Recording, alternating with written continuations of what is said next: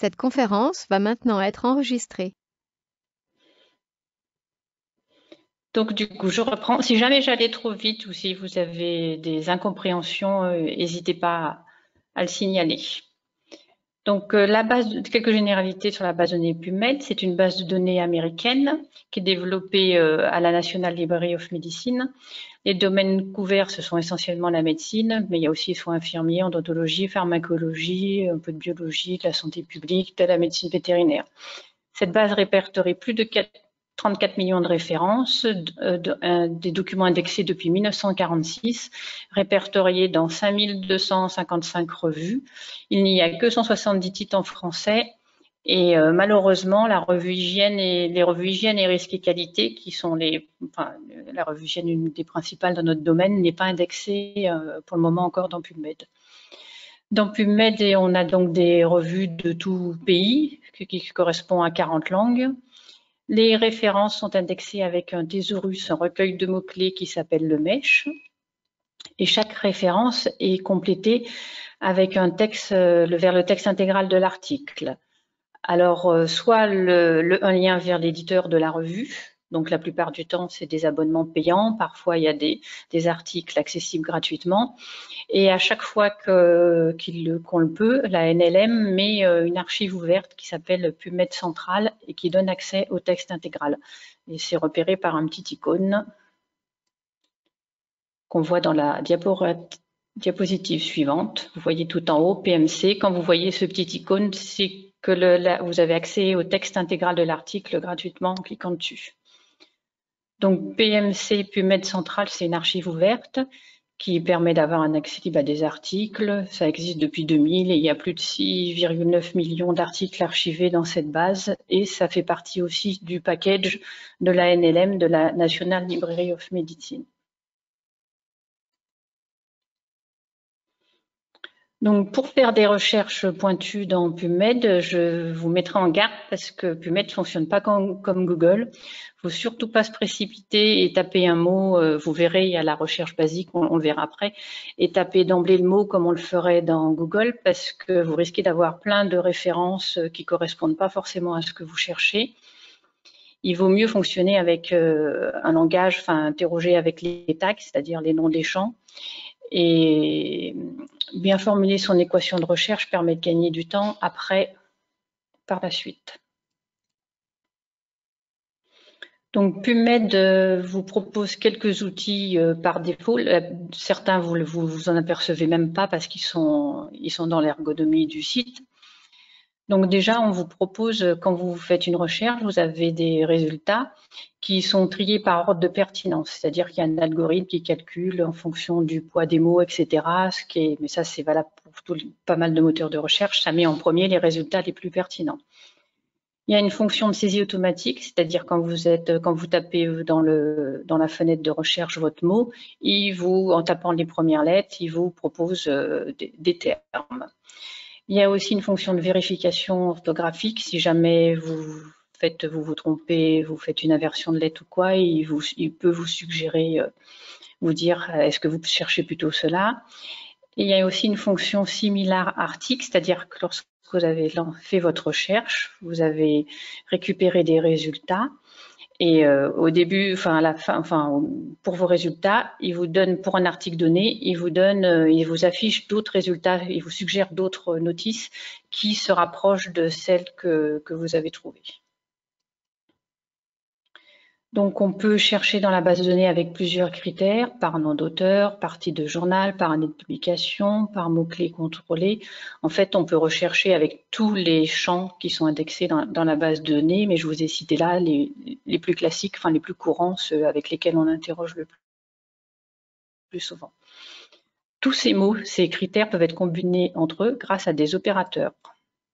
Les opérateurs booléens, ça on en avait déjà parlé aussi dans un précédent Café de la Doc.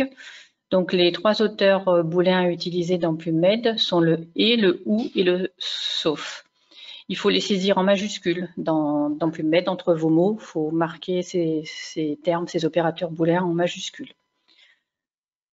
Donc je vais un peu vite, mais ça on l'avait déjà vu. C'est pour ceux qui étaient présents. Pour les autres, on va faire un petit rappel. Donc le et, le and, il réduit la recherche, c'est-à-dire qu'il associe deux mots entre eux. Par exemple, cathéter et néonatologie. Il ira rechercher à la fois des articles qui traitent de cathéter et de néonatologie. Le ou, le or, il permet d'élargir la recherche, c'est-à-dire qu'il va prendre les deux termes et ramener toutes les références qui se rapportent aux deux termes. Par exemple, dans notre exemple, si on interroge avec cathéter ou néonatologie, il ira chercher tous les articles qui traitent de cathéter et tous les articles qui traitent de néonatologie. Oui. Donc, du coup, c'est pas toujours pertinent d'utiliser le ou, parce que ça ramène beaucoup de références. Le sauf, ça permet de réduire, de délimiter une question. Dans notre exemple, cathéter sauf néonatologie, ça ira rechercher des articles qui traitent de cathéter, mais qui ne se rapportent pas à la néonatologie. Je vous ai mis dans la diapositive suivante, je l'avais déjà mis avant, c'est fait en logique booléenne. Là, ça vous explique un peu mieux les différences entre le et, le ou et le sauf. Vous aurez le diaporama par la suite. Dans PubMed, on peut utiliser aussi ce qu'on appelle la troncature. Alors, c'est la petite étoile. Ça permet d'élargir. Enfin, si on tape un terme en mettant la petite étoile derrière, ça recherche avec le terme et toutes les lettres qui seraient derrière le terme. Par exemple, cathéter, ça ira rechercher avec le mot cathéter, mais aussi cathéter au pluriel, cathétérisation, etc.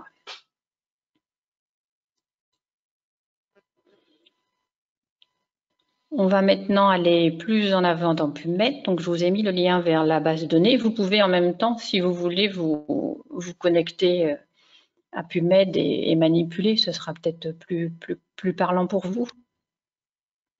Donc, quand on se connecte à l'adresse, au lien indiqué en haut, on arrive sur la page d'accueil, on arrive directement en mode recherche simple. Vous voyez, il y a une petite fenêtre et vous pouvez taper ici directement vos mots de recherche. Sur la page d'accueil aussi, vous voyez en bas sur la partie basse, il y a tout un tas de liens vers d'autres choses, soit des tutoriels, la recherche avancée, d'autres services, d'autres sources. On en parlera plus tout à l'heure dans le déroulé du diaporama. On va voir d'abord donc la recherche simple, ou autrement appelé mode basique. Donc, quand on est en mode basique, on peut taper directement son terme dans la petite fenêtre, comme je l'ai dit tout à l'heure. Donc, vous rentrez un mot. Alors, un préalable que j'ai pas dit, parce que pour moi, c'est tellement évident, PubMed est une base de données uniquement en anglais. Donc, il faut interroger avec des termes anglais.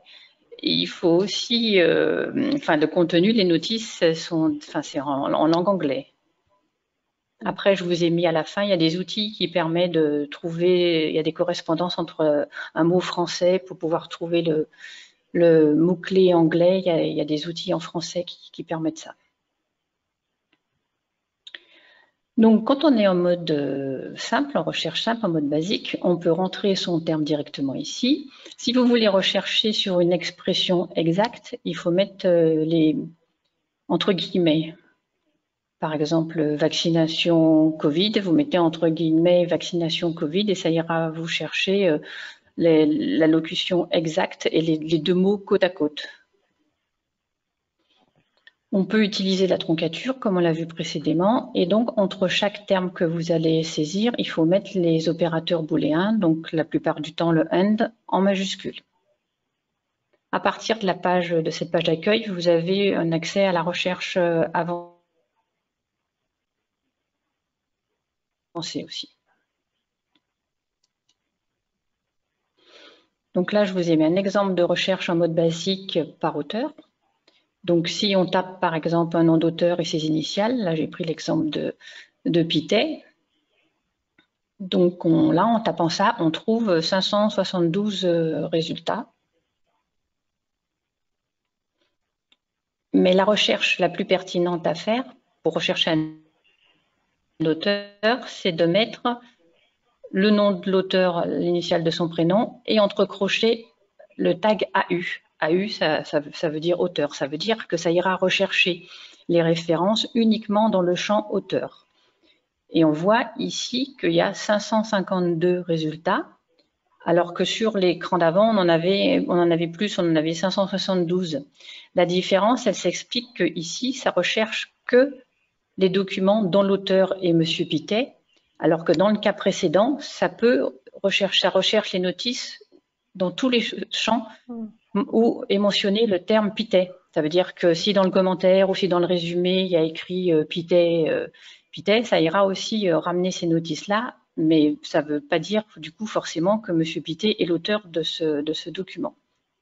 Je ne sais pas si je suis très claire, on peut peut-être faire une petite pause si vous avez des questions déjà sur cette première partie. Non? Nathalie, qu'il soit premier auteur, deuxième ou cinquième, ça sort toujours. Oui, là, ça sort toujours. Et après, on le verra, je vous ai mis une liste de tags. Il y a un tag spécial pour le premier auteur. Il faut mettre 1, entre crochets, il faut mettre 1 et AU. Ça ira rechercher que le premier auteur. Enfin, si on faisait Pittet, entre crochets, 1 AU, ça irait chercher que les documents dont M. Pittet est le premier auteur.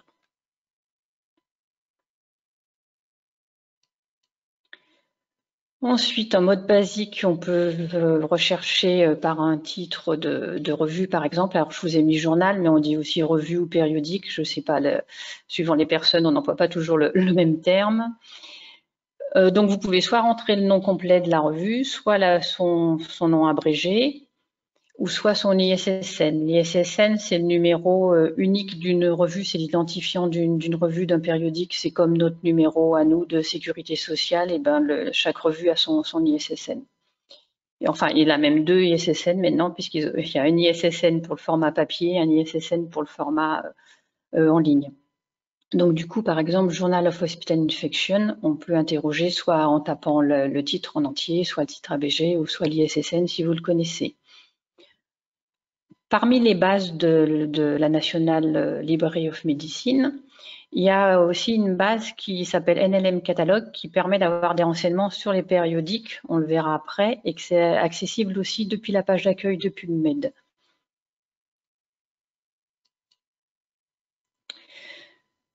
Alors PubMed, par défaut, utilise ce qu'on appelle le mapping.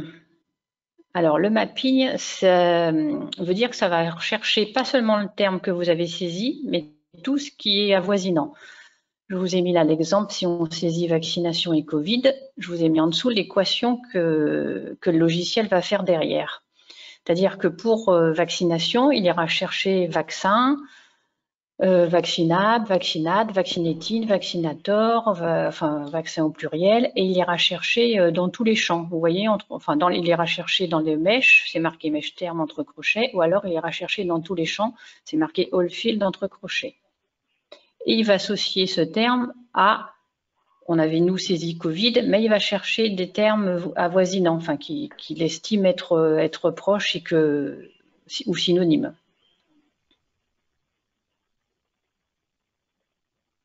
Donc le mapping, c'est par défaut pour PubMed. Ce qui fait que si on fait une recherche vaccination Covid, ça nous donne 43 327 références. Alors, si vous êtes derrière votre écran et que vous la faites aujourd'hui, ça ne donnera pas ce numéro parce que j'avais fait la recherche, mes captures écran la semaine passée. À midi, j'ai refait la recherche, c'est 43 864 parce que depuis la semaine dernière, il y a eu des notices enregistrées dans la base de données. Le mapping est désactivé lorsque, pour un mot-clé, on le verra plus tard aussi ce que ça veut dire, on associe un qualificatif, par exemple vaccination et les effets secondaires de la vaccination. Si on met entre guillemets, ça ne fait pas la fonction mapping. Si on met un terme associé à son tag entre crochets, ça ne fait pas non plus le mapping. Et si on met un terme tronqué, ça ne fait pas le mapping. Enfin, ça ira chercher sur la même racine du mot, mais ça n'ira pas chercher d'autres mots synonymes.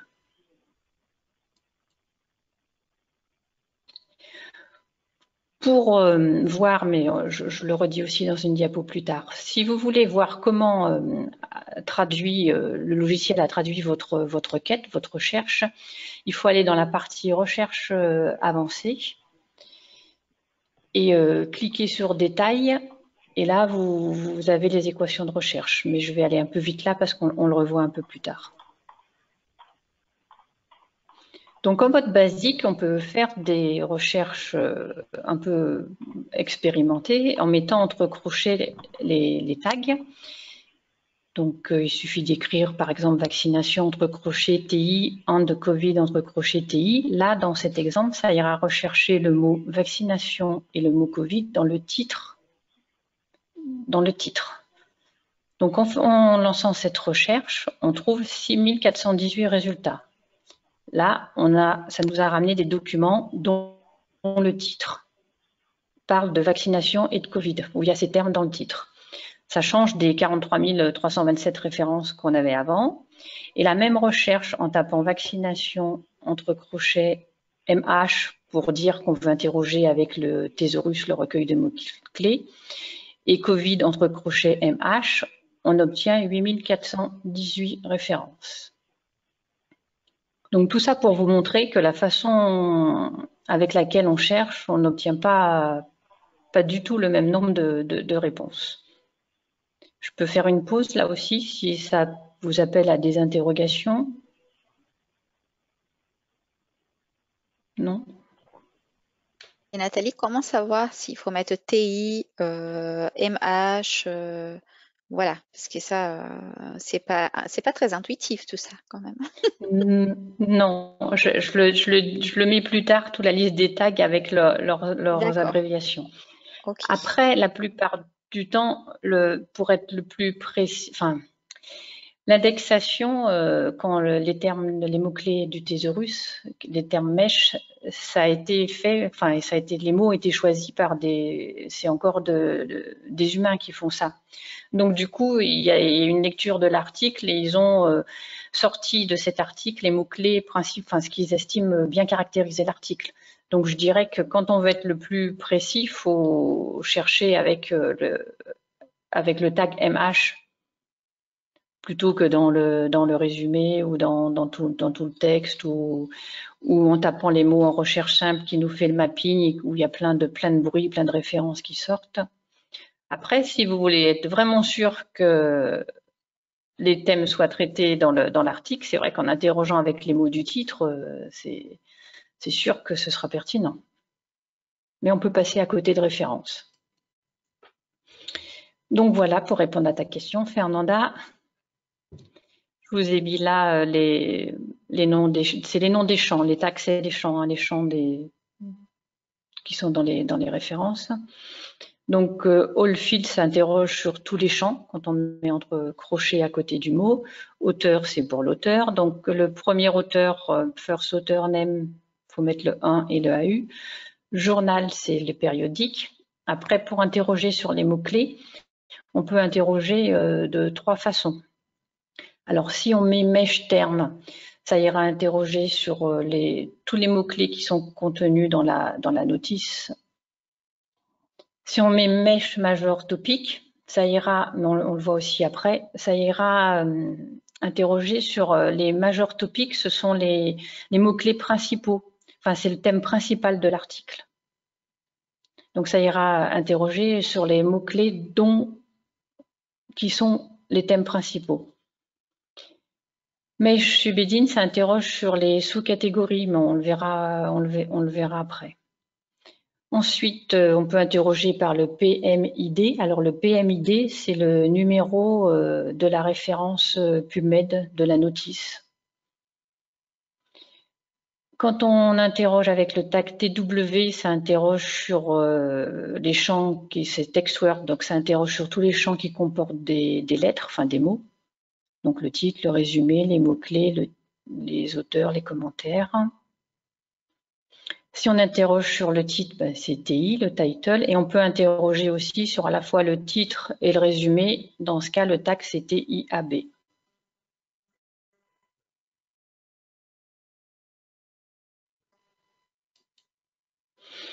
On va voir maintenant la recherche avancée. Donc, pour accéder à la recherche avancée, soit vous repassez par la page d'accueil de PubMed et il y a un petit menu Advanced et vous cliquez dessus, soit lorsque vous êtes dans la recherche basique, à tout moment, on peut aller sur la recherche avancée. Il y a toujours le terme Advanced en dessous du masque de recherche. Donc, en recherche avancée, ça vous aide à établir des équations de recherche.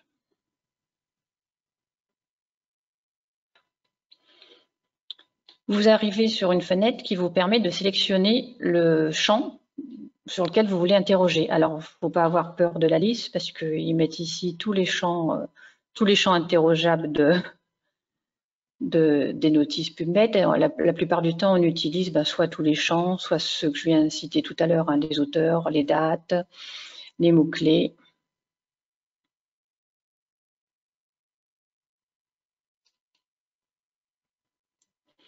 Vous avez la possibilité, en recherche avancée, de combiner plusieurs recherches entre elles. Alors, on peut le faire de deux façons. Donc, quand vous faites des recherches, vous verrez en mode avancé, vous avez un historique en dessous, avec des dièses, un numéro de recherche. C'est un dièse plus un numéro. Donc, pour combiner plusieurs recherches avancées, soit vous tapez dans la fenêtre du milieu les numéros que vous voulez associer entre eux, donc les recherches que vous voulez associer. Donc là, par exemple, j'ai mis dièse 16 et dièse 17 et dièse 18. Ça ira interroger sur les recherches que j'avais fait avant 16, 17 et 18, c'est-à-dire quelque chose sur les gants, l'hygiène des mains et le personnel hospitalier. Donc, soit on fait comme ça et après on clique sur Cherche pour lancer la recherche. Soit, dans la fenêtre en dessous, on clique sur les trois petits points, Action. Et quand vous cliquez sur Action, il y a une petite fenêtre qui s'ouvre pour vous demander si vous voulez choisir le et, le ou le sauf, ou si vous voulez supprimer la recherche que vous avez faite, ou si vous voulez créer une alerte. On peut, avec PubMed, avoir des recherches enregistrées, se créer des alertes, ce qui fait qu'on fait la recherche une fois et après, à chaque fois qu'il y a des nouvelles notices qui sont enregistrées dans la base, on reçoit, soit on se connecte à son compte ou soit on reçoit dans son mail, si on a paramétré comme ça, les nouvelles notices qui ont été référencées sur une recherche dont on voudrait faire la veille, par exemple.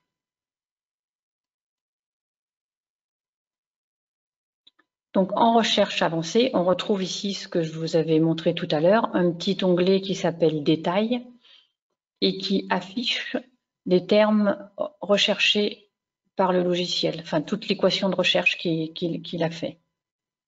Donc là, pour la première, je ne sais pas si vous voyez bien, c'est assez net, Fernanda? Oui. Donc, si vous cliquez, par exemple, le premier, j'ai cliqué sur Détails. J'avais fait une recherche avec entre crochets les mots mèche, donc du coup, l'équation, il a cherché qu'avec le terme, là c'était nurse, infirmier, dans les mots-clés. Mais on voit qu'en dessous, c'était la recherche qu'on avait faite tout à l'heure. Si on tape Covid sans préciser de tag, il est allé chercher à la fois dans les mots du mèche, dans tous les champs.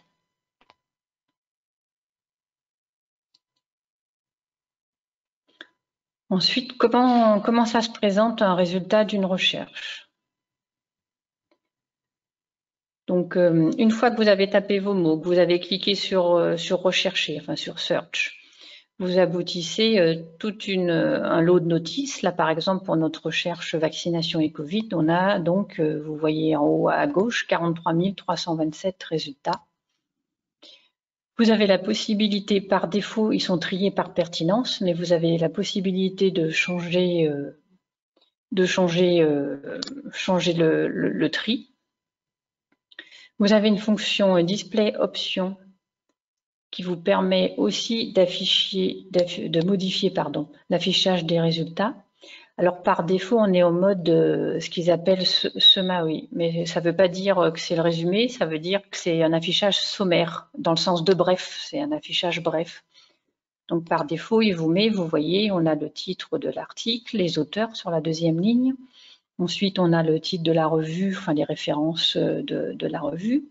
Et puis après, on a les premières lignes du résumé. C'est ce qu'on appelle, alors excusez mon anglais, mais ce qui est écrit dans le display options, ce qu'on appelle abstract snippets, c'est ça, ça veut dire les 4 premières lignes du résumé. Alors là, c'est coché chaud, ça veut dire que par défaut, il nous montre ces 4 lignes. Si je coche sur hide, ça cacherait ces 4 lignes et ça ne marquerait que le titre, les auteurs et les références de la revue.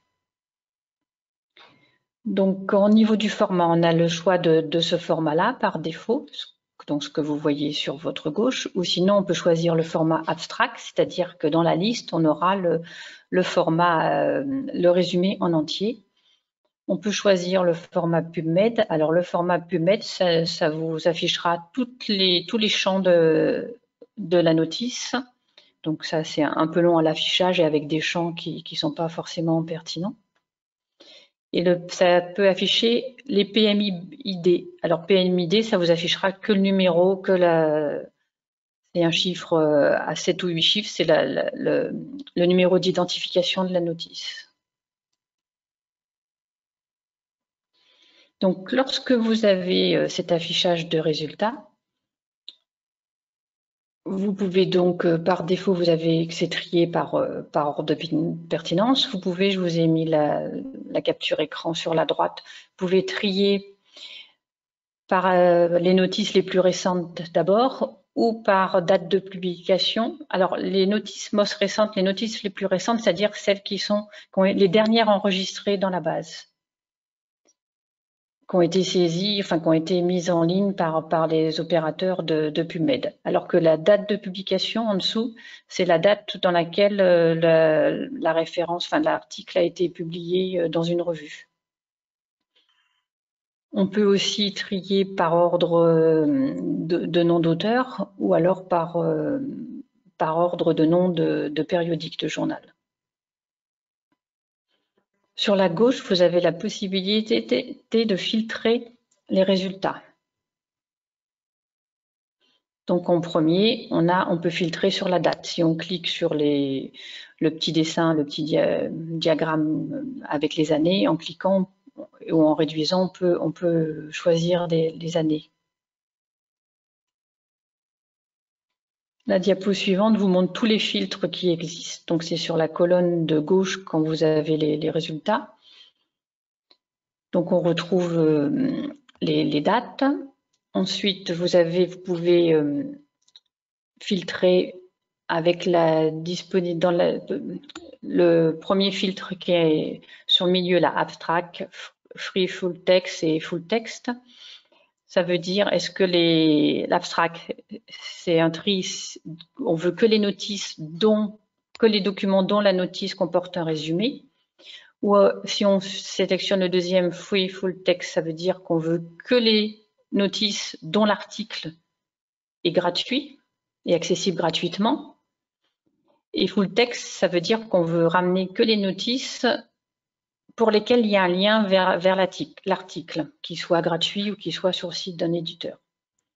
Après, vous avez d'autres tris possibles par type de l'article. Est-ce que c'est un essai clinique? Est-ce que c'est une review? Après, on peut trier par date. On peut demander de n'avoir que les résultats de la dernière année ou des 5 dernières années ou des 10 dernières années. Et si on clique sur Custom Range, on peut choisir un créneau, un intervalle de date, par exemple entre, je dis n'importe quoi, mais entre 2000 et 2010.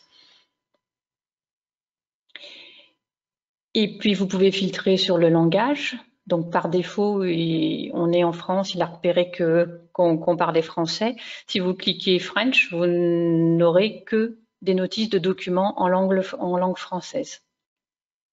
Et après, vous avez la possibilité d'ajouter d'autres filtres. Ça peut être d'autres langues, ça peut être l'âge de la population qui est étudiée dans l'article, dans l'étude. Alors, il faut faire attention, une fois que vous avez choisi des filtres, il reste tout le temps que vous êtes connecté, enfin tout le temps que vous êtes sur PubMed. C'est-à-dire que si vous ne les désactivez pas, si vous ne cliquez pas sur Reset, sur la case Reset, vous les aurez pour toutes vos recherches.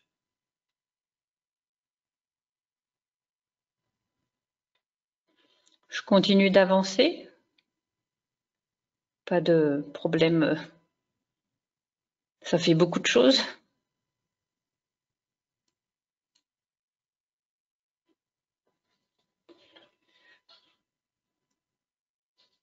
Après, il y a des choses qui vont peut-être dans le désordre ou pas dans le bon ordre pour vous. À la fin, vous aurez une vue d'ensemble, mais on essaye d'avancer progressivement. Donc, lorsque vous avez votre lot de résultats, vous avez tout un tas de références et en cliquant sur une référence, on obtient au détail concernant cette référence.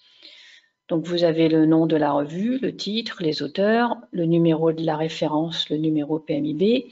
Vous avez la plupart du temps un résumé et puis des mots-clés. Et après, vous avez ce dont on a parlé tout à l'heure, les articles similaires, c'est-à-dire que ça vous donne accès à des références qui ont été sélectionnées sur un algorithme qui fait ça et qui a regardé les mots de cette référence et qui vous donne des suggestions de notices qui pourraient vous intéresser et correspondant aux items que vous avez cherchés. Ensuite, sur la gauche, vous avez quelque chose d'intéressant, c'est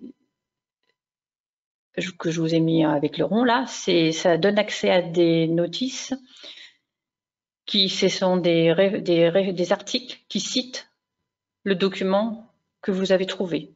Donc en cliquant dessus, vous allez avoir des références d'articles et tous ces articles ont dans leur bibliographie cité la référence qui est affichée là. Pardon, j'ai fait ma souris s'est emballée.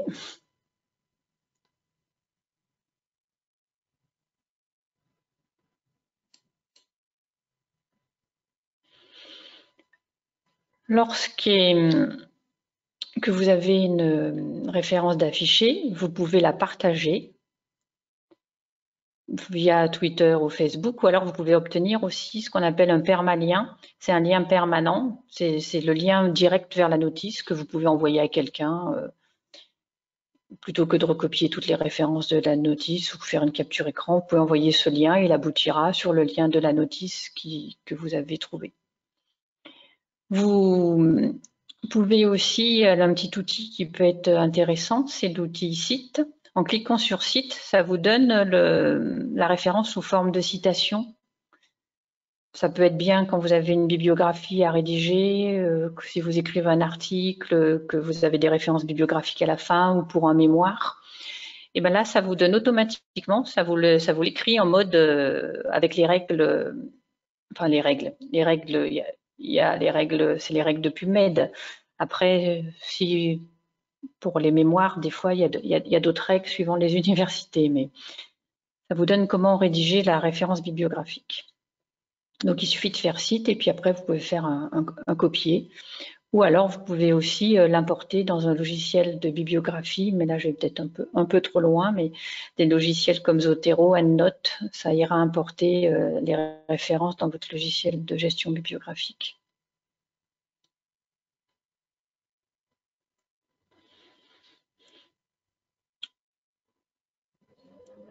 Lorsque vous avez une liste de résultats ou pour une référence, vous avez la possibilité à chaque fois, vous pouvez sauvegarder la notice. Alors là, il vous propose des formats de sauvegarde, soit en format texte, soit en format PubMed, c'est avec toutes les références, soit en PMIB, c'est comme on l'a vu tout à l'heure, c'est que le numéro d'indexation de la notice, soit en format avec le résumé, en format texte, ou soit en format Excel. On peut exporter en format Excel les données aussi. Vous pouvez envoyer par mail, soit tout le résultat de votre recherche, soit une notice en particulier. Et vous pouvez l'envoyer dans votre compte PubMed, ce qu'on appelle NCBI, si vous avez créé un compte PubMed. Alors, créer un compte PubMed, ça permet de sauvegarder des recherches d'une fois à l'autre, par exemple, et puis d'autres outils aussi qu'on verra après. Donc, si on utilise le bouton Send To, ça vous envoie la notice soit dans un clipboard, c'est-à-dire un panier, un presse-papier. Alors, le presse-papier, il est valable que 8 heures. Il il va être perdu après 8 heures, ou si vous quittez PubMed, que vous fermez votre ordinateur, que vous revenez, ben, vous aurez plus, si vous avez mis dans Clipboard, vous aurez plus. Si on veut sauvegarder plus longtemps, il faut mettre dans My Bibliographie ou dans Collection et avoir un compte PubMed, avoir créé son compte PubMed. Et enfin, vous pouvez envoyer Citation Manager, c'est envoyer toute la liste des références que vous avez trouvées dans votre logiciel de bibliographie, de gestion bibliographique, par exemple Zotero ou PubMed, ou pardon, Zotero ou OneNote. Pour chaque recherche, vous avez la possibilité de créer une alerte et de l'identifier dans votre compte PubMed, votre compte NCBI.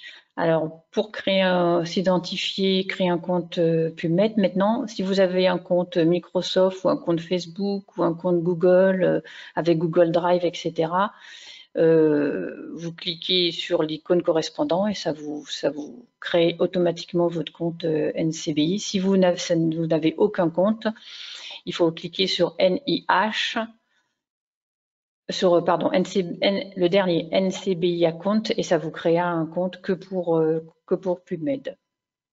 Mais maintenant, la plupart des outils sont souvent couplés avec des comptes Google ou autres, mais c'est vrai que dans les hôpitaux, on n'a pas toujours accès, la possibilité de se créer, d'avoir accès à nos comptes Google. Donc, créer une alerte, ça permet d'enregistrer la recherche dans notre compte PubMed, et après, à chaque fois qu'il y aura des nouvelles références qui vont rentrer dans la base de données, ce sera automatiquement sauvegardé pour vous sans que vous ayez à refaire la recherche. On va s'arrêter quelques minutes sur le Thésaurus Mesh. Alors, le Mesh et le Thésaurus de PubMed, c'est le recueil de mots-clés. Les mots-clés utilisés par les documentalistes la plupart du temps pour indexer et trier l'information. Donc, c'est un terme, autrement dit, qui est choisi parmi un ensemble de synonymes pour décrire un concept de façon univoque. Et la plupart du temps, les thésaurus, dont celui de Medline, ils ont une hiérarchie. Là, je ne sais pas si c'est très lisible, mais je vous ai mis le lien. Dans le thésaurus de PubMed, il y a 16 catégories, donc 16 grandes entrées, et avec 11 niveaux de hiérarchie. Mais on le verra après, plus tard. Puis ça, c'est pas, je ne vais pas trop rentrer dans les détails parce que c'est un peu technique. Vous n'en aurez pas besoin pour rechercher. Donc là, je vous ai mis un exemple. Si on recherche avec un terme en mot-clé comme Lyme disease, automatiquement, quand on tape ce mot-clé, quand on met Lyme disease entre parenthèses MH, ou qu'on recherche en recherche avancée, on va chercher dans le champ mot-clé, il fait ce qu'on appelle une explosion, c'est-à-dire qu'il va chercher avec le terme exact Lyme disease, mais il ira aussi chercher avec tous les termes spécifiques qu'il y a en dessous du terme Lyme disease.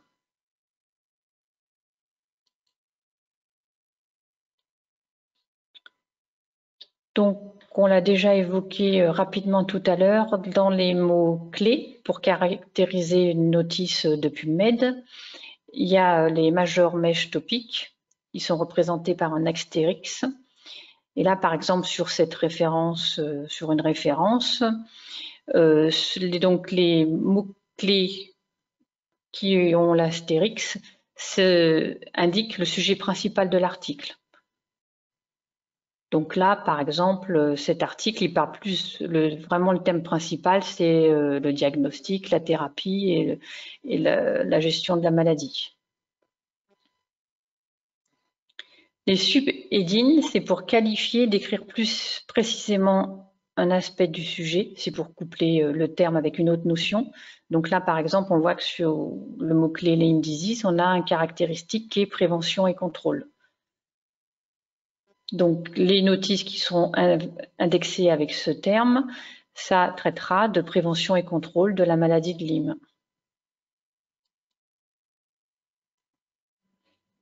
Donc, quand vous êtes dans le MESH, voilà à quoi ça ressemble. Vous avez le titre du terme, enfin le libellé du terme. Après, il y a une définition du terme. En dessous, il y a des qualificatifs associés. Donc, par exemple, celui qu'on a vu tout à l'heure, prévention et contrôle, mais ça peut être aussi historique, nursing, enfin les soins, la pathologie. Vous avez les synonymes, c'est-à-dire que ce terme englobe les synonymes qui sont en dessous. Et comme on l'a dit, par défaut, la recherche, ça sera faite avec le terme et plus tous les spécifiques qui sont en dessous. Et parfois, un terme peut apparaître dans plusieurs endroits du thésaurus. Là, vous avez Lyme disease, il a 3 entrées possibles. Il est sous le terme gram négative bacterial infection, mais il est aussi sur le terme tick-borne disease. Mais bon, ça c'est un peu technique.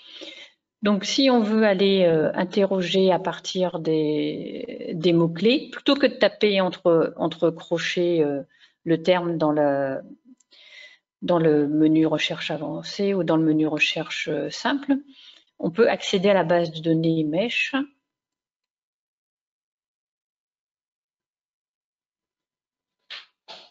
Soit à partir de la page d'accueil, ou soit à chaque fois quand vous êtes dans PubMed et que vous avez le formulaire de recherche, à côté, vous avez un menu déroulant. Et là, vous avez toutes les bases gérées par la National Library of Medicine. Donc, du coup, vous pouvez rechercher sur la base de données MESH, sur le NLM Catalogue, sur le PubMed. Donc là, on va chercher dans la base de données MESH, c'est-à-dire on va rechercher dans la base de données qui gère les mots-clés pour savoir quels mots-clés interroger, avec quels mots-clés faire votre équation de recherche. Donc là, je vous ai mis un exemple. J'ai choisi, je suis dans la base de données des mots-clés et je veux le terme lavage des mains. Donc je saisis mon terme en anglais, en d'hygiène. Et après, il me donne le descriptif du mot-clé. Alors, quand je le vois, je me dis, ah oui, c'est celui-ci que je veux. Je clique sur Add to Search Builder et ça va me le rajouter dans la petite fenêtre, dans la petite boîte de recherche qui est à droite. Mais on va le voir sur une diapo suivante. Ensuite, je vais chercher mon deuxième terme, par exemple les gants. Donc, je le tape toujours dans la base du MESH, là. Je trouve mon deuxième terme, je reclique sur Add pour l'enregistrer dans la boîte de dialogue qui va établir l'équation de recherche pour moi.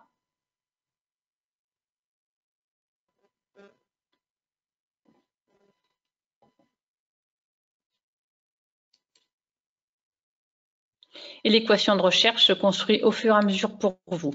C'est-à-dire qu'en passant par là, vous n'avez pas à taper le mot, entre crochets le tag, etc. Il construit tout seul, il construit à partir des mots-clés que vous choisissez, l'équation de recherche. Et une fois que vous avez associé vos mots-clés, vous cliquez sur Search PubMed pour qu'il aille chercher les références des articles dans PubMed. Et là, il vous met votre équation de recherche dans PubMed et il vous donne votre résultat. Ici, dans notre exemple, on a 521 références. En fait, je vous montre plusieurs façons d'interroger PubMed. Alors, c'est vrai que comme ça, en visio et en peu de temps, ça peut paraître assez complexe, mais en manipulant et en regardant le diaporama a posteriori, peut-être que vous arriverez à assimiler les méthodes de recherche.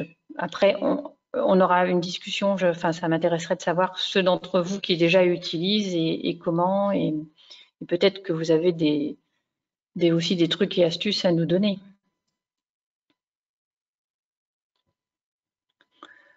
Pour chaque mot-clé, on peut éviter cette notion d'explosion. Vous vous souvenez, je vous ai dit tout à l'heure que quand on recherche avec un terme, il va rechercher avec tous les termes qu'il y a en dessous aussi, tous les spécifiques.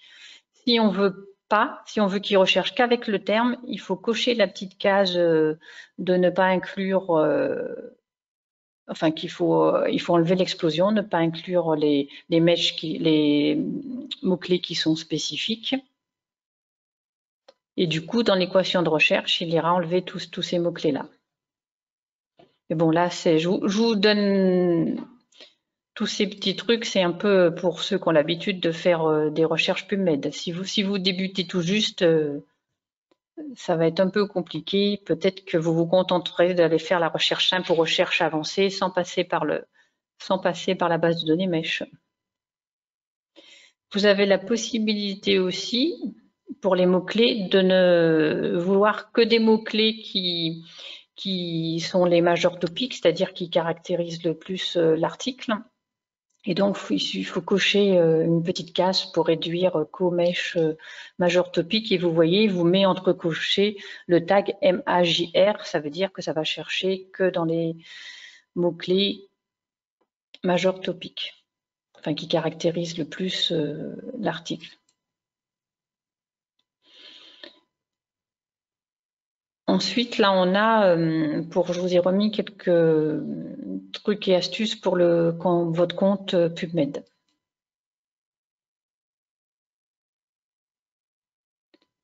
Donc, pour se connecter, vous avez en haut, lorsqu'on est en mode recherche simple ou recherche avancée, vous avez en haut login, donc vous vous connectez, soit il faut avoir créé son compte au préalable, mais par tous les moyens qu'on a déjà vus, soit votre compte NCIB, soit votre compte Google ou votre compte Microsoft ou votre compte Facebook pour ceux qui ont un compte Facebook.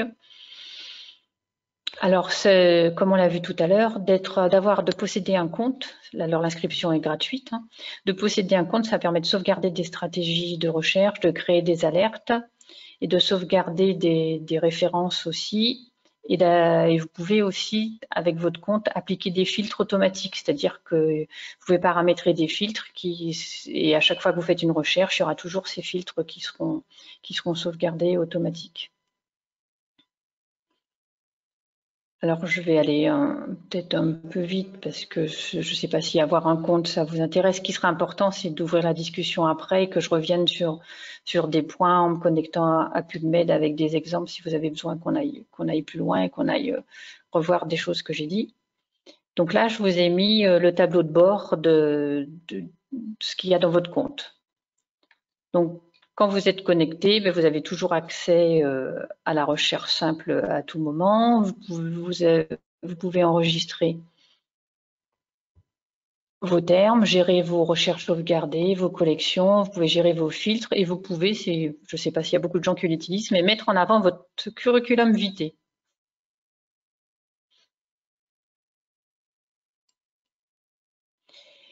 Et lorsque vous avez, par exemple, des recherches de sauvegarder ou MyBibliographie, c'est des références sauvegardées.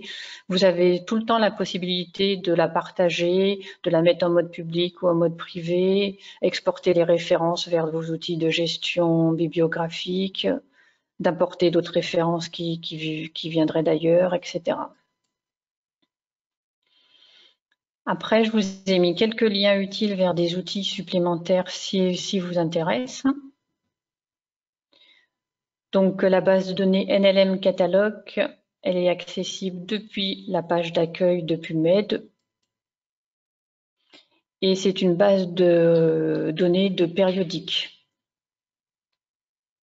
Donc, quand vous êtes connecté à cette base, vous avez la liste, si vous cliquez sur les journaux indexés dans Medline, vous avez toute la liste des revues indexées par ordre alphabétique, où vous pouvez saisir, si vous recherchez une revue en particulier, saisir son titre dans la zone de recherche, ou son titre abrégé ou son ISSN. Alors, cette base de données, elle répertorie donc tous les périodiques qui sont indexés dans la base et ça vous donne des renseignements sur le périodique. Ça peut être utile, par exemple, quand on cherche le titre abrégé d'une revue ou inversement, si vous avez le titre abrégé et que vous cherchez le titre en entier, vous tapez soit le titre abrégé si vous cherchez le titre en entier ou vice-versa. Et ça vous donne des informations sur l'éditeur, le lien vers le site de la revue. Et vous pouvez ici aussi établir, comme dans la base de données des mots-clés, établir votre recherche pour qu'elle se fasse dans PubMed. Vous retrouvez ici la petite zone, la petite boîte de recherche. Ensuite, quelque chose qui peut servir quand on a des références qui ne sont pas complètes. Par exemple, on est à un congrès, ça va tellement vite les références bibliographiques. Je pense au best-of de la littérature de la SF2H. On n'a pas eu le temps de noter ni l'auteur ni le titre, on a juste eu le temps de noter le titre de la revue et le numéro de la page. Et ben, cet outil permet de retrouver en tapant un nom de revue, une année, un numéro de page, enfin, de retrouver une référence complète.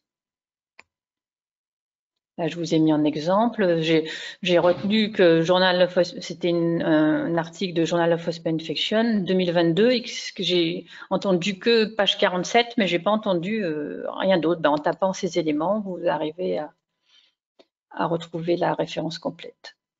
Ensuite, un autre outil qui permet, mais ça permet de faire des recherches sur des sujets cliniques ou spécifiques à une maladie. Donc moi, j'ai fait quelques essais avec le monkeypox. Ça permet de rechercher des références sur le diagnostic, le traitement, etc. Ensuite, l'outil dont je vous ai parlé tout à l'heure, l'outil eTop, c'est un outil en français pour retrouver des mots-clés MESH. Donc là, c'est sur le site du CISPEF, c'est produit par le CHU de Rouen. Donc je vous ai mis les liens. Et là, vous tapez votre mot-clé en français. Donc j'ai mis hygiène des mains. Et il vous donne l'équivalent en anglais, le terme MESH d'hygiène. Il y a différents onglets, il y a description, hiérarchie, relation, PubMed. Si on clique sur hiérarchie, il va vous donner, mais en français, enfin c'est la traduction en français, de tous les termes. Donc il vous met hygiène des mains et à quel endroit il se trouve dans l'arborescence, les mots qu'il y a en dessous, ça permet des fois de voir des mots en dessous, de se dire ah bah tiens, j'interrogerai plutôt avec ce terme. Et enfin l'onglet PubMed, vous avez la possibilité de lancer directement votre recherche dans PubMed, c'est-à-dire que là vous avez hygiène des mains. Vous pouvez choisir un qualificatif, un subheading. Vous pouvez choisir de ne pas exploser ou seulement les major topics. C'est écrit en français ici. Et en cliquant sur PubMed, ça va vous lancer la recherche dans la base de données PubMed. Vous avez aussi, elle est couplée aussi avec la base LISA. La base LISA, on en a déjà parlé un café de la doc précédent. C'est une base qui répertorie la littérature en français, enfin française.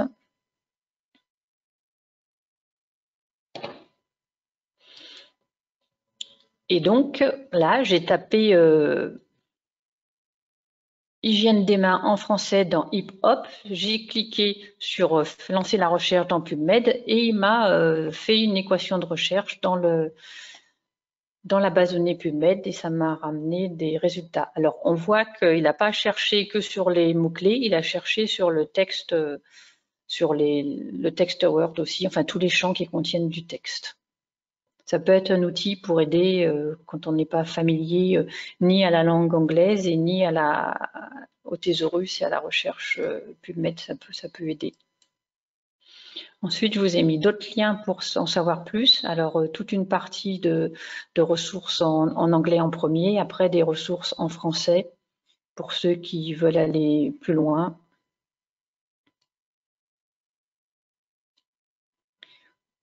Je vais m'arrêter là pour PubMed et répondre à vos questions ou aller plus en profondeur pour certaines choses si vous le souhaitez, si je ne vous ai pas trop noyé d'informations, ce qui est le risque, mais PubMed est vraiment une base très, très complète, on va dire, et c'est vrai que je voulais faire un tour exhaustif pour ce café de la doc.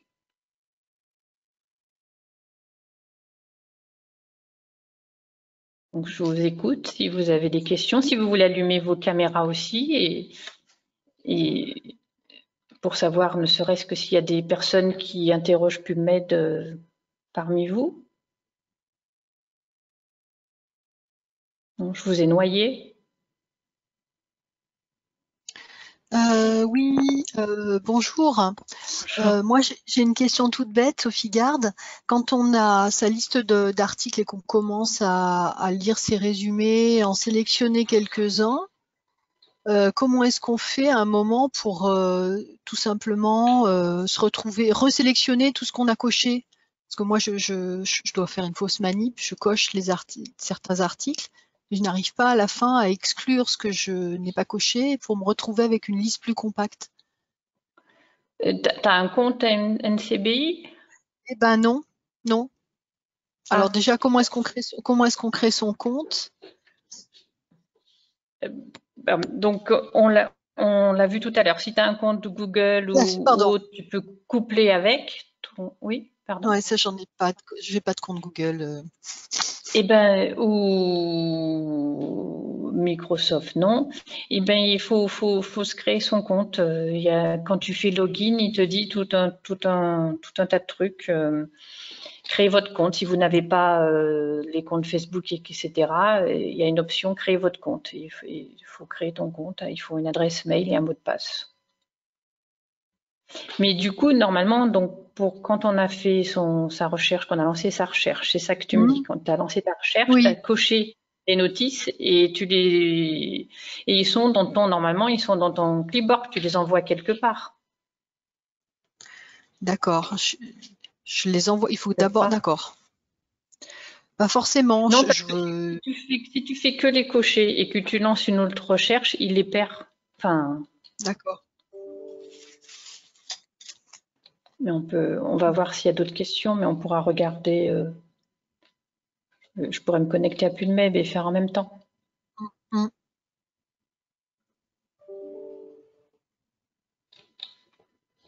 Bonjour Nathalie, moi Pierre Cassier. Bonjour. Ce qu'il faut éviter en fait, c'est aussi d'aller voir les articles similaires, enfin ceux qui sont reliés par rapport à un article. Et on est bien tenté souvent on fait notre recherche et puis de lire un article et de voir qu'il y en a d'autres qui sont pas forcément dans la recherche qu'on a faite, mais qui sont aussi intéressants. Et c'est ça qui est un peu piégeux, je pense. Je sais pas. Oui, parce qu'après on se noie et on sait plus où on est. On sait plus si on est sur notre recherche, si on est dans un article qu'on a trouvé, si on est. C'est ça Donc le mieux, que ouais, vous c'est de bien voulez dire? construire sa recherche plutôt. Ouais, Oui. c'est plutôt de bien construire sa recherche Mm. plutôt que d'aller, enfin, de fil en aiguille, j'allais dire, quoi, sur d'autres articles qui sont reliés à celui qui peut nous intéresser, par exemple. Ouais, c'est ça. Oui, je suis d'accord, faut pas trop s'éparpiller. Mais des fois, ça permet d'aller voir les articles similaires quand on n'a pas beaucoup d'idées et qu'on ne trouve pas beaucoup de choses, de rebondir si on n'a pas eu les mots-clés pertinents ou si c'est un thème qui n'est pas Ouais. très documenté. Oui, c'est Mais souvent parfois, on cherche quand il n'y a pas beaucoup de biblio, ouais, Oui. oui, où on cherche un détail sur une question qui n'est pas forcément abordée, qui n'a pas fait l'objet d'un article entier pour résoudre cette question, mais qui peut être abordé, ce qui n'est pas toujours évident. Et dans ce cas-là, il faut donc mieux construire son équation de recherche avec les mots-clés MESH, c'est ça?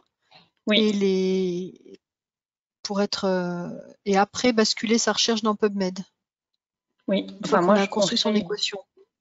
Oui. Alors après, il y a différents niveaux. C'est pour ça que ce qu'a fait de la doc était très difficile pour moi. C'est parce qu'au préalable, tout le monde n'est pas au même niveau et j'ai essayé de balayer le plus de choses possible. Mais peut-être que ceux qui n'ont pas du tout jamais interrogé PubMed sont perdus, les autres sont frustrés. Mais il y a différents niveaux de recherche, ça c'est sûr. Après, il y a différents niveaux de besoins aussi. Ça dépend si on a besoin d'être exhaustif sur un sujet, si on cherche quelque chose de très pointu. Mm. Mm. Ben, Mais je rejoindrai assez Pierre de ne pas abuser des similaires articles parce que au bout d'un moment, des fois, on ne sait plus où on est à force de faire similaire, similaire, similaire. À la fin, c'est plus du tout similaire. oui, tout à fait, c'est la facilité en fait. Et c'est important d'avoir un compte quand même. Moi, je trouve ça, enfin, pour bien Oui, sauvegarder, garder, etc. c'est ce que je vais faire. Pour ceux qui en font souvent, parce qu'après, si c'est occasionnel. Oui, pour ma part, j'en fais régulièrement, mais sans compte, effectivement. Mais du coup, tu perds tout. Bah ouais. À chaque fois, c'est des questions différentes et à chaque fois, je me réinterroge et je refais. Mm.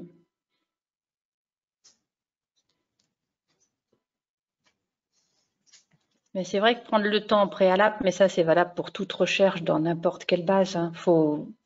On a l'impression que des fois c'est une perte de temps, mais il faut bien réfléchir au concept qu'on veut et à ce qu'on veut et aux mots-clés. C'est ça le plus difficile souvent.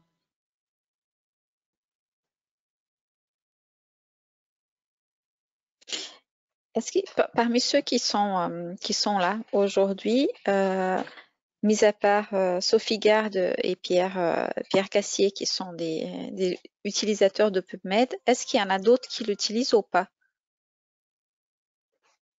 Vous pouvez répondre, juste allumer pour dire oui, non, répondre dans le chat. Est-ce que pour vous, c'est une première approche ou pas de PubMed? De temps en temps. Moi, c'est une première approche. Donc je vous ai un peu noyé, je pense. Non, non, il faut pratiquer, mais ce serait bien d'avoir le diaporama ou Oui. ce serait bien que vous nous présentiez un exemple, par exemple, là, Oui, en direct sur le site. oui, on va le faire. Mais c'est vrai que j'ai voulu mettre plein de choses dans le diaporama pour que vous l'ayez à disposition et que vous Oui, c'est pouvez, ça. pour Bah, ceux, après, pour ceux que ça on pourra y intéresse, revenir dessus, voilà, oui, tout à fait. allez voir dedans Mm. les trucs et astuces, quoi. Il faut commencer par la base, c'est sûr.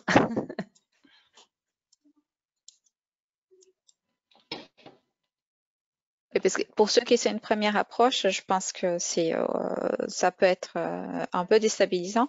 C'est pour ça, Nathalie, c'est bien de faire, si on peut faire un petit exemple, ou alors, par exemple, si tu peux me dire pour quelqu'un qui a jamais utilisé PubMed, qui est pas du tout habitué, qu'est-ce qui est plus facile, quoi, de passer par où? Parce que tu nous as donné tellement de portes d'entrée qui du coup, quand on a trop le choix, c'est toujours compliqué, hein.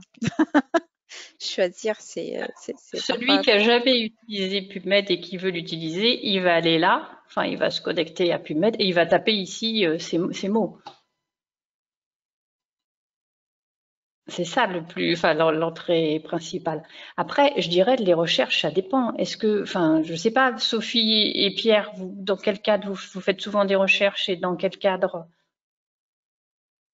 Bah, pour avancer sur un sujet, faire le point sur un sujet, sur une pratique, oui, faire l'état de l'art sur un point de prévention.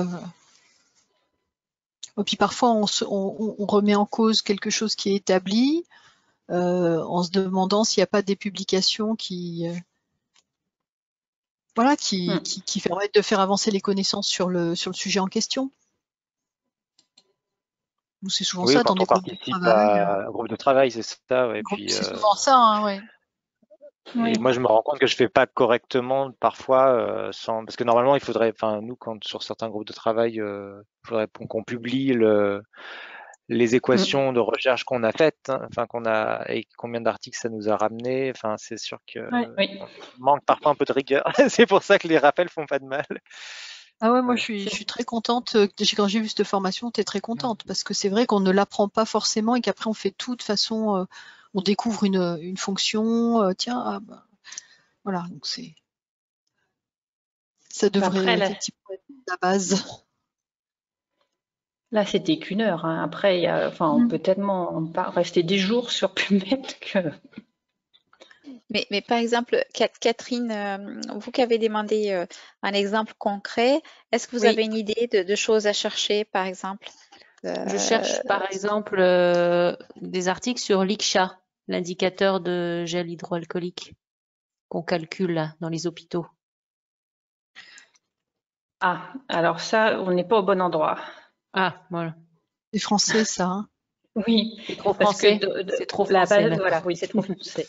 La base de Mm. données, elle référencie, c'est mondial, donc du coup, et en plus, comme je l'ai dit tout à l'heure, la revue Hygiène malheureusement n'est pas indexée dans cette base. Enfin, voilà, et donc là non, on n'est pas au bon endroit.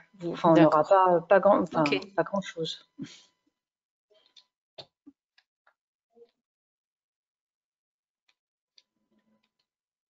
Après, oui, pour rechercher, vous pouvez essayer dans la base LISA qui répertorie c'est des revues médicales et scientifiques en langue française. Mais le problème, mais bon, je suis pas très objective quand je dis ça, hein. Le problème, c'est la disparition de nos obases, hein, Tout à fait, pour ce genre de truc.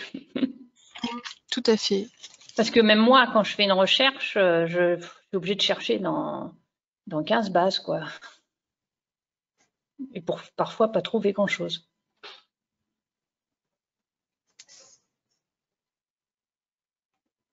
Je peux demander là peut-être. Bonjour, oui. Du coup, bonjour. est-ce qu'on pourrait par exemple chercher BHRE et environnement? Ou Alors, dans l'environnement. Voilà, comment dans on fait? PubMed. Ben déjà, BHRE, c'est pas un mot-clé. D'accord. Non, je vais pas faire ça. Ben, on peut taper BHRE. Je vais faire de A à Z, si on a le temps. Donc, si on tape BHRE, on a 5 résultats. Après, on peut chercher plutôt voir BHRE, ce que ça englobe. On peut taper antibiotique résistance.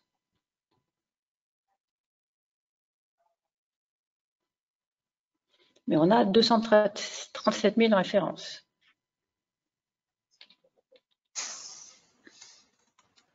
Donc après, il faut... MDRO en anglais. Comment? MDRO. MD... Multi-drug resistant organism. Oui, c'est ça. 646 résultats. Mais ce n'est pas des mots-clés. Vous voyez ce que je veux dire? Donc après, moi, j'irai dans la base, mais ça dépend pourquoi on fait la recherche. Si c'est juste pour avoir quelques notions, ben là, on ira regarder les notices où il y a MDRO ou antibiotique résistance. Après, si c'est pour faire un point précis ou si c'est une bactérie précise, on ira interroger avec le nom de la bactérie. Enfin, je ne sais pas si je suis très claire, Oui. mais ou le nom de l'antibiotique si on veut chercher une résistance particulière.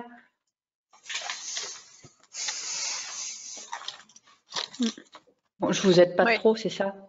Et si on veut en plus dans l'environnement, enfin réservoirs environnementaux, peut-être, je sais pas. Voilà. Peut-être que Carbapenemas producing Enterobacteria, c'est un mesh, non? Ben, moi, ce que je ferais, c'est que j'irais j'irais dans le mesh, dans la base de données du mesh d'emblée. Enfin, c'est ce que.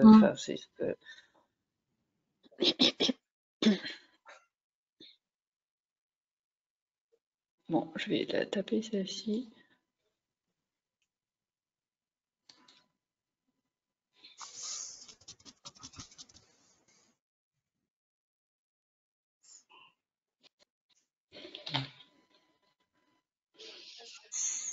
Donc, on veut quoi précisément? Parce qu'il faut savoir, enfin, je fais exprès d'être provocatrice, mais avant de chercher, il faut savoir, on cherche quoi? Qu'est-ce qu'on veut et pourquoi?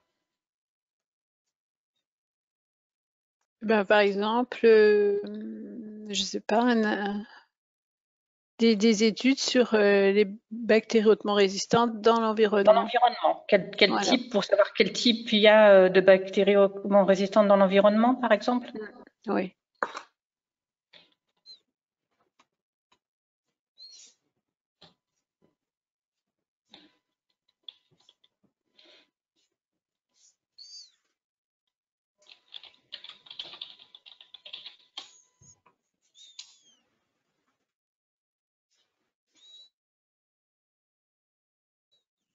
Donc moi, je ne sais pas si ça existe, donc je vais dans le mesh et je regarde si antibiorésistance, ça existe déjà.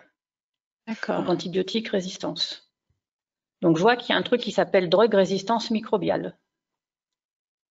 Je me dis peut-être que je vais essayer avec ça. Mais je vous montre les étapes, c'est pour vous montrer des fois les cheminements et que ça peut prendre du temps. Donc déjà, je vois qu'il a gardé en mémoire mon Lyme disease, là, vous le voyez? Et que ça ne va pas du tout, ça, donc il faut l'effacer. Parfois, il peut garder en mémoire ce qu'on a ce qu'on a des recherches d'avant. Donc, je clique sur drogue résistance, ou si je veux voir le détail de ce terme, soit je coche la case devant, soit je clique sur le mot. Et après, je le mets dans mon... Mais pourquoi il me garde toujours libre Et je le mets dans ma fenêtre de recherche. Vous voyez, j'ai fait Add to Search Plugin. D'accord. La recherche de base. Après, je me dis, je vais essayer environnement. Parce que des fois, c'est pas une recherche, c'est plusieurs recherches. Enfin, et de voir les différences et de les coupler ensemble.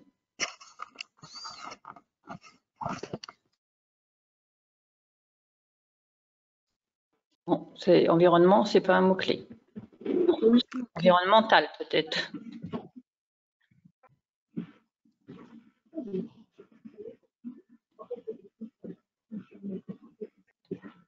Non plus. Alors, du coup, je me dis, je vais aller voir. Enfin, si vous êtes perdu, je vous montre ce qu'il faut. Je suis perdue, je trouve pas le terme en anglais.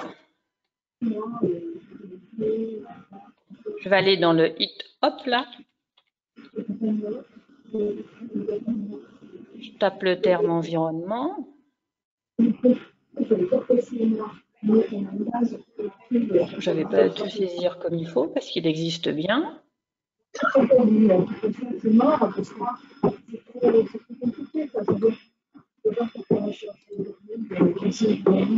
me rends compte que j'ai fait une erreur à la saisie. Parce que je l'avais saisi comme on parle en français. Vous avez vu le cheminement? Ensuite, ah ben oui, environnement, ça existe bien. Donc, je clique dessus et je le couple avec mon autre terme drogue résistante. Je le rajoute dans Add to Search Builder, là. Et je lance la recherche dans PubMed pour voir ce que ça va, ce que ça donne.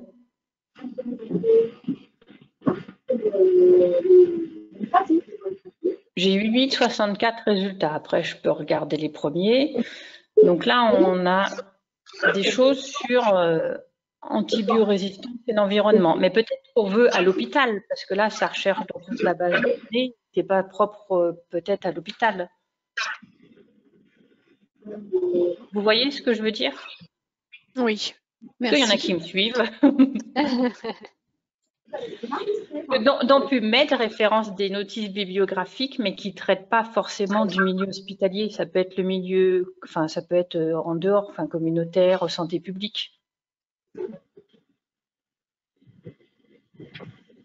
Donc après, soit je tape hospital parce que je pense que c'est un mot-clé, soit je vais le chercher dans le thésaurus, soit je tape hospital tout seul, comme ça je suis sûre qu'il trouvera à la fois dans les mots-clés, dans les mots du résumé ou du titre, parce que peut-être qu'on n'aura pas mis en mots-clés spécifiquement le terme hôpital, mais que ça se passe à l'hôpital et que c'est dans le mot du résumé. Je sais pas, j'ai peur de vous perdre là.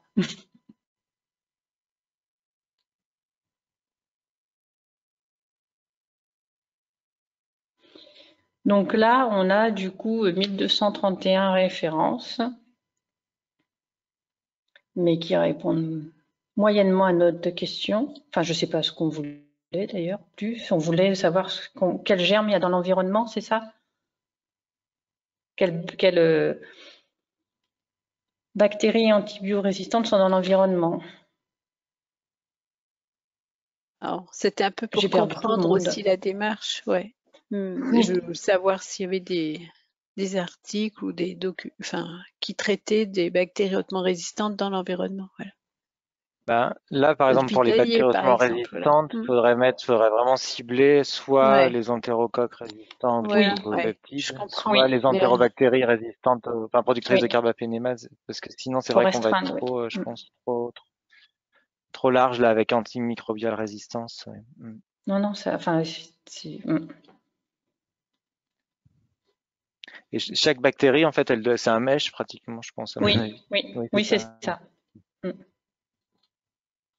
Bah après, quand on tombe sur une notice qui répond bien, c'est important aussi d'aller voir les mots-clés qui sont dedans.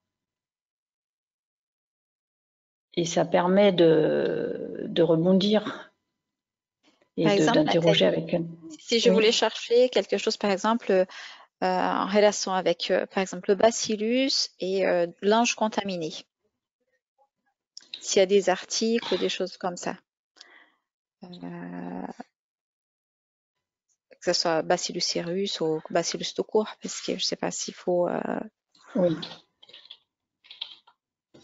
Alors, on peut déjà faire sans aller dans le thésaurus pour voir si on trouve quelque chose. Donc, Bacillus et le linge chez Laundry, c'est ça? Les anglophones.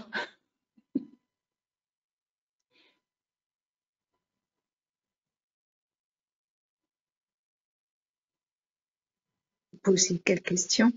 J'étais Donc en train déjà, de tu as chercher un quelques bouquin. références là.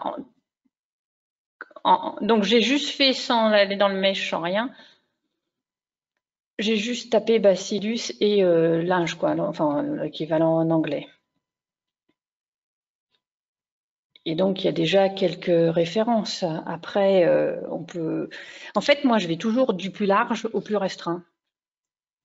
Mais c'est peut-être pas la meilleure technique. C'est-à-dire qu'il y a des recherches où je sais que ça va être compliqué de trouver des choses. Je vais d'abord interroger sans aller dans le mèche, mais en interrogeant avec les termes comme ça, pour qu'il aille me trouver le plus de trucs possible. Et après, j'adapte. Je ne sais pas si vous voyez ce que je veux dire.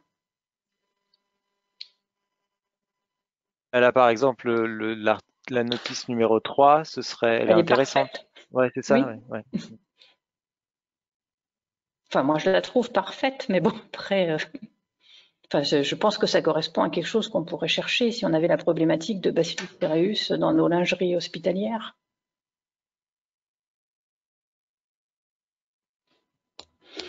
Mais le problème de celle-ci, c'est pour vous, enfin, je ne veux pas vous dégoûter de plus bête, mais le problème de celle-ci, c'est qu'il n'y a pas les mots-clés.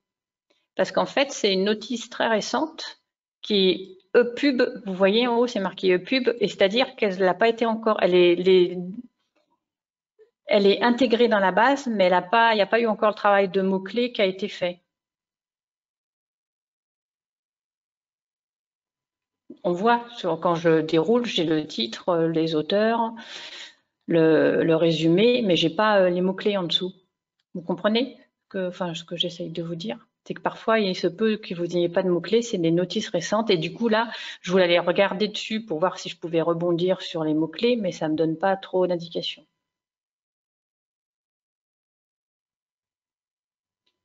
Après, je vois dans les similaires articles, alors je sais qu'il ne faut pas trop y aller parce que des fois, ça me perd, mais je vois qu'il y en a une en deuxième, là, Bacillus cereus nosocomial, on voit qu'il y a un problème de bacillus avec la réutilisation de l'âge, et je peux aller après rebondir, mais non, je n'ai pas répondu à vos questions. Oui, tu as répondu. Bah, pas très bien, mais après, là, bacillus, quand tu tapes bacillus et linge comme ça, ça dépend ce que tu cherches, c'est juste pour avoir une idée du sujet. Après, il faudrait effectivement passer par les mots-clés si on veut être plus pointu et élargir. Mais là, et restreindre, je veux dire, en tapant là, comme il fait le mapping, il ira chercher un peu les mots proches aussi.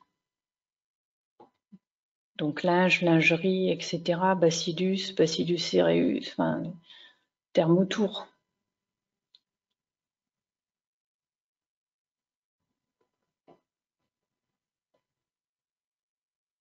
En gros, c'est pas, ouais, ça prend du temps. Souvent. Et c'est un métier, je dirais, mais bon. Ah ouais, c'est ce que j'allais dire. Et le temps, vous en avez pas, ça c'est sûr. Pas beaucoup. Mais on peut faire appel à la documentaliste du CEPIAS pour des recherches. Après, on peut créer toujours au secours à Nathalie Saint-Laville, c'est bon. Elle nous trouve ça beaucoup plus rapidement.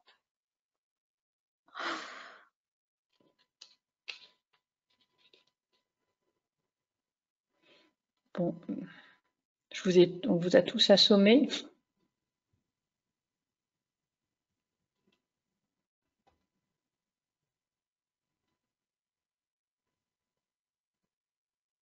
Non, mais c'est très bien, mais il faut regarder, il faut prendre le temps de relire le diaporama et petit à petit d'aller de plus en plus loin dans l'exploitation des informations qui sont données. Au départ, on va utiliser une ou deux options en plus, et puis après, voilà, moi j'ai déjà créé mon compte, c'est déjà, voilà, Bon. Première étape de la formation, mon compte est créé.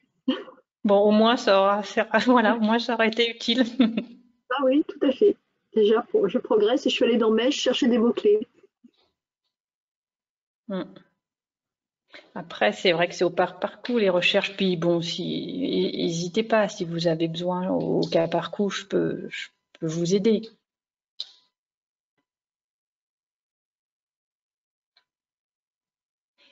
Là, l'objectif, c'était de vous donner l'aperçu le plus large possible et essayer de le plus de trucs et astuces Mais bon, comme tu dis, Sophie, il faut aller pas à pas. Peut-être que c'est trop pour ceux qui ne connaissaient pas, mais de notre côté, ça permet d'avoir un beau panorama de tout ce que permet cette base.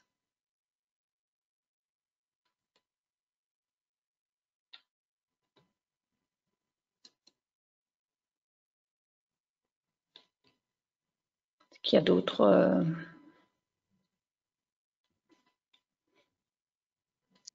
Est-ce qu'il y a d'autres questions, d'autres commentaires ou quelqu'un qui veut essayer qui cherche quelque chose et qui veut essayer de voir? Parce que là, on est presque, je sais plus combien de temps on avait mis pour celle-ci. Nathalie, c'était 1h30 ou je sais plus du tout. C'était 1h30. Ouais. Oui, parce que là, donc on arrive presque au bout. Donc, je ne sais pas s'il y a quelqu'un qui a une dernière question ou qui veut essayer ou qui, voilà. C'est vrai qu'on n'a pas eu beaucoup de manipulation, mais ça peut être l'objet d'un autre café de la doc. Si vraiment il y en a qui font des recherches et qu'on veut aller plus en avant, on pourra refaire mais vraiment avec des exemples, enfin vos exemples et rechercher dans la base.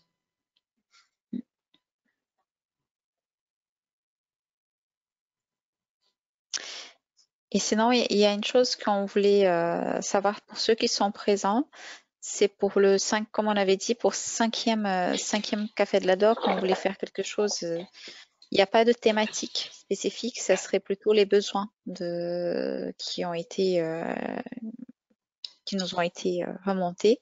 Donc, je voulais savoir ceux qui sont là, est-ce que vous avez des choses que vous aimeriez traiter dans ce cinquième café de la doc? Ça peut être des choses qui peut-être ont déjà été traitées et que vous voulez approfondir, ou que vous n'avez pas bien compris en regardant après, ou des choses qui n'ont pas du tout été abordées. Donc,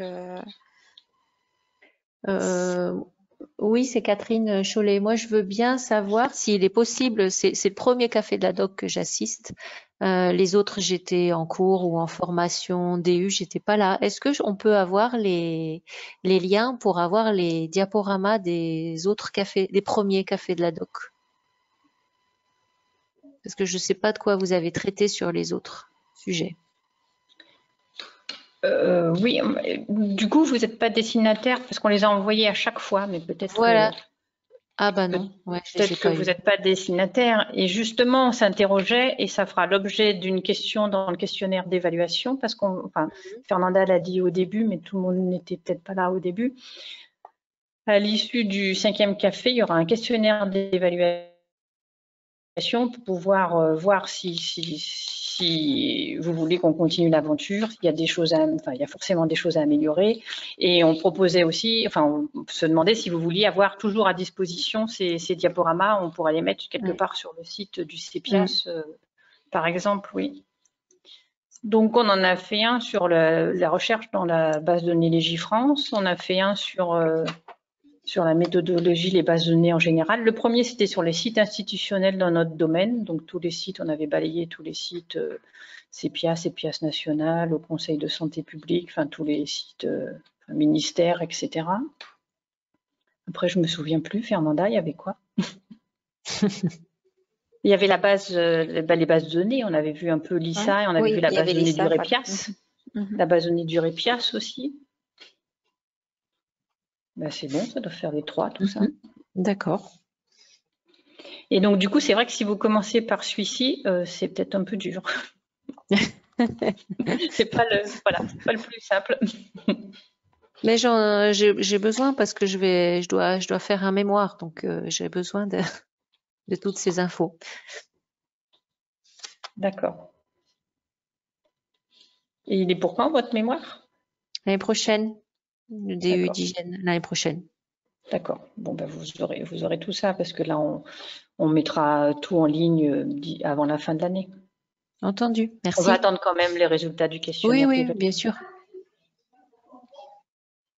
Mais bon. Et donc, à chaque fois, il y a le diaporama et il y a la vidéo aussi. Ce qui est normalement, Catherine, c'est à chaque fin de café de la doc, on envoie à tous les EOH qui ont reçu, comme on envoie les invitations pour dire qu'il y a les cafés de la doc, on envoie avec le lien pour la vidéo et le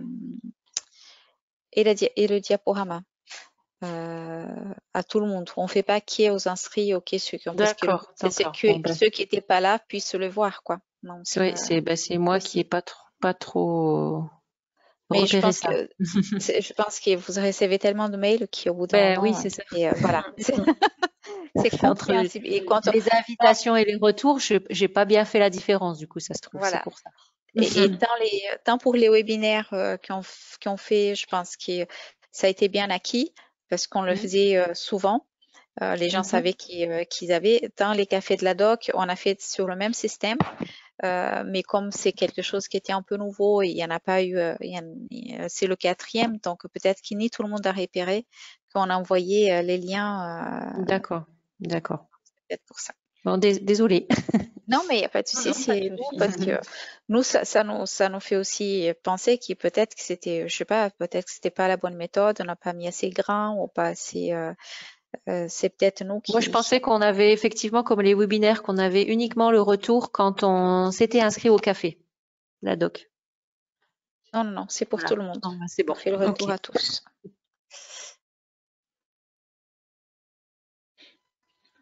Donc, du coup, pas d'idée pour le 5e épisode?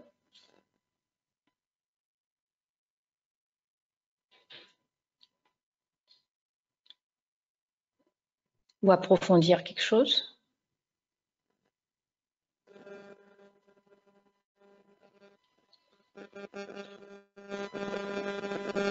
Non? Bon. Peut-être qu'il n'y a pas besoin d'un 5e épisode alors. Non, je rigole, on va le faire quand même. Parce qu'on avait quelques petites idées quand même. Donc. Mais bon. Oui. Et puis on demandera l'avis de tous ceux qui ne sont pas là aussi. Ouais. Ah oui, oui. En envoyant la séance d'aujourd'hui, on fera un appel à idées. Enfin, c'est surtout pour vous avant tout, hein, qu'on a installé ces cafés de la doc en espérant que ça vous apporte quelque chose. Bon, mais si vous avez plus de questions, on va lever la session. Bah, merci beaucoup d'être là. Merci beaucoup et bonne fin de journée. Merci à vous. Au revoir. Au revoir. Oui, merci.